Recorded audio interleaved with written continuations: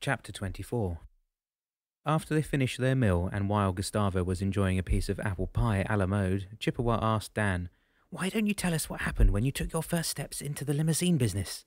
Dan grinned and put his coffee cup back in its saucer. That was an experience I'm not likely to forget. He shook his head. "Why's that?" Gustavo asked, swallowing the last piece of his pie. "Well, that was because I found myself associated with a criminal."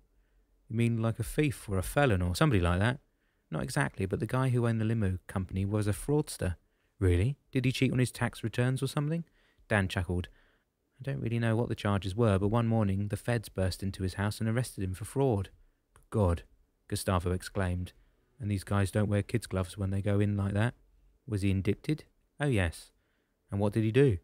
"Well, the company had to shut its doors immediately. I still had my limo, though, but I wasn't sure what I should do, so I called the feds." "And what did they say?" "They said that they were going to put the company's limos up for auction soon. They asked me to keep the limo I had in my possession and to ensure that I had the vehicle's insurance up to date. They also told me to bring it to the auction." "And did you?" "Absolutely," Dan nodded. "And on the day of the auction, I decided to buy all the limos." "Did you?" "Yes, Gustavo, I bought every one of them." Gustavo turned to Chippewa. "Was he always this impulsive, or is that because he banged his head?" Chippewa burst out laughing. "Actually, Gustavo, Dan saw the opportunity and grabbed it. He knew he was going to face a multifaceted problem if he bought those limousines. But if he didn't, he would have to rebuild the whole business from scratch." He shot a glance at Dan. "Right?" Dan nodded again. "Buying limousines and building a clientele from scratch is not only a lot of work, but I didn't see any reason for passing up the opportunity." "Why don't we go shopping for some fruits and veggies tonight?" Malou asked, looking at Damianos. "I know the supermarket is open late and we could go back for the rest tomorrow. Is that okay?" "Sure, but I hope you don't mind my snapping you to the market and back. I'll have to find your car in the morning." "That's okay, as long as I can get some bacon, eggs, pancake mix and some fruits and maybe a pizza for tonight. I think that's all we'll need." "Okay then," Damiano said. "Ready?" "I sure am," Malou answered, grabbing her purse from the table. "Let's go. Don't forget some juice, Mum," Gabby said as Damianos was about to snap his fingers. "Don't worry, Gabby, it's not the first time I'm going shopping in a rush." A few moments later, the two of them landed in front of the supermarket. As Malou looked around her and was about to go through the doors, she noticed a limousine going down the nearby street. She put her hand to her mouth and gasped. "That's Dan's limo," she blurted, pointing to the passing car. "Is he driving? Is he here?" She looked up at Damianos anxiously. "Yes, my dear. That was his limo, and yes, he's driving, but I don't think he is ready to meet us yet."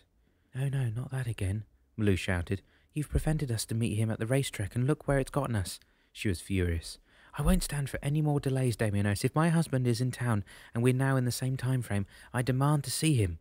Quietly, Damianos replied, "You need to remember, I don't make the decisions around here, Malou. Your family will see each other when we're back in 2007, and there are a few years to go before we get to that point. We have to rejoin Daniel before we can go back to 2014 together." Malou shook and bowed her head. "Do you realize how hard it is for me and the kids?" She raised her gaze to him. "I know, my dear, but I can't do anything about it. You'll have to be patient a little while longer, I'm afraid." "All right then," Malou said resignedly. "Let's get that food and go back. I can hardly wait to tell the kids that their father is in town."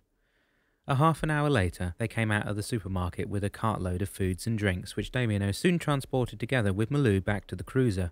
As soon as they went down the stairs, Malou noticed that the table had been set for dinner, and that her two children were waiting patiently for her. "Let me help you with that," Stefano said, getting to his feet and grabbing a couple of bags from his mother's hands. He stopped when he saw the tears purling at the rim of her eyes. "What is it, Mum?" He looked up at Damianos. "What happened?" "I saw Dad's limo," was Malou's answer before she nestled her head against her son's chest. "You did?" Gabby practically screamed. "Where is he? Can we go and see him?" "Not yet, Gabby," Malou answered, retreating from her son's embrace. "Damianos will explain once we get dinner ready." "You better, you darn cat," Gabby groaned, her eyes shooting darts of displeasure at their shepherd. "It's not of his doing, Gabby," Malou said. "We just have to abide by God's decision, however silly it might sound to us." "Okay then," Stefano said. "Let's get this stuff in the cupboard, okay?" While the pizza was baking in the new oven, Damianos and the family sat at the table. Malou, Stefano and Gabby looked at their cat expectantly. "So we can't see Dad, is that it?" Gabby uttered. "Just tell us why, will you?" Damianos nodded. "As I said to your mum when we saw your dad's limo near the supermarket, you three and your dad will have to wait until we rejoin Daniel before you can see each other." "But why?" Stefano demanded. Wouldn't it make more sense for us to travel together now that we're in the same time frame? I have not been told why, but I would suggest it's because your dad needs to relive his past and advance to his future at his own pace. If today he's in Fort Lauderdale, he might want to stay in the area for another day, or he might want to revisit some of his experiences during the time he came back to Florida. All we have to do is travel to 2007, taking our time or following the signs that God gives us. It's like being at a stoplight and waiting for it to turn green, is that it? Yes, Stefano, it's exactly like that, actually.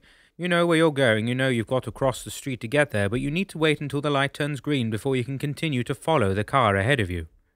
And that's frustrating, Gabby remarked. Even if you see someone across the street, but before the light turns green, the person goes by and disappears into the crowd. And we've got to wait for that light to turn green, Malou said. I guess I never considered the possibility that we could put ourselves in danger if we were trying to cross that street before we were authorized to do so.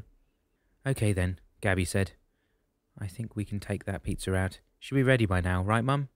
Sure, Malou answered. But check that the crust is nice and crispy brown, okay? While they were eating, Malou seemed lost in thought. What are you thinking about, Mum? Stefano asked. Malou smiled. I was just thinking of the time your dad bought his first limousines. Why, did something happen? Gabby asked before taking another bite of her pizza. Actually, I was remembering the night after he came back from the auction. You mean he bought his first limo at auction? Yes, you see, the owner of the limo company where your dad was working got arrested for fraud. Did he? Yes, Stefano, and when the company closed down, the Fed suggested that your dad bring the limo he was driving at the time to the auction, where they would sell all of the company's limos. With a surprised look on her face, Gabby asked, And he bought them all? Oh yes, he felt it was the only way he could rebuild the business profitably. But that night he couldn't sleep, he stayed up all night actually. But wasn't he out of a job if the company went bust? Stefano asked, frowning. Not really, he was working for IBM at the time and was only driving limos at night. But that would have cost a bundle to buy all these cars at once. Did he have some savings? Oh yes, Gabby, your dad has always been cautious with money. Besides, he had sold his service station not that long ago and had enough money to buy the cars. But when he did, buy the limos he had to make a decision. It was either IBM or rebuilding the limo company. And he chose the limo company, I guess, Stefano said, grabbing another slice of pizza from the tray. Well, he really had no choice. He had 4 limousines to his name now and nowhere to go with them unless he moved forward with his idea of operating a limo company. When the morning came, he decided to create a new corporation to call all of the clients he had driven before, design some Yellow Pages ads, and knock on other limo services' doors to do some networking. And was that okay with you? Gabby asked. Malou nodded. Sure, at first he would be working from home, which was something I looked forward to, and I knew that he loved the idea of driving these limousines. He was always fascinated with these luxury vehicles. When he was very young, he had restored cars to pay for some of his college tuition, and afterwards, limousines became his priority. He wanted to have the best of them. And did he quit IBM then? Oh yes, a few days after he had bought the limos at auction and decided to create a corporation, he called his manager and told her that he was resigning. And is that when Millennium Limo was born then? Yes, Stefano, it wasn't what it was today, I mean in 2014, yet one thing was very clear. Your dad had found his path in life.